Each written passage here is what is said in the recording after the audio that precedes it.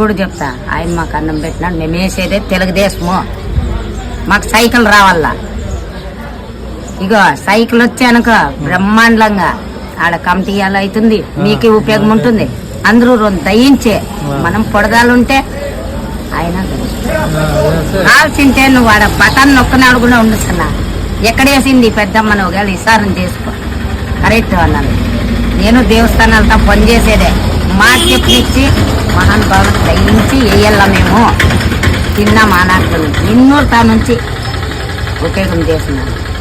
ఈ పొద్దు మేము మొరిస్తే అన్నం ఏమంటే ఈ ప్రభుత్వం ఉంది దానికి దీనికి అంటే నేను వినలే. నా కొడుకులు కాదు బేకైనా చెప్పిన వినలే. నాకు పోతాను సైకిల్ కేసు వస్తుంది.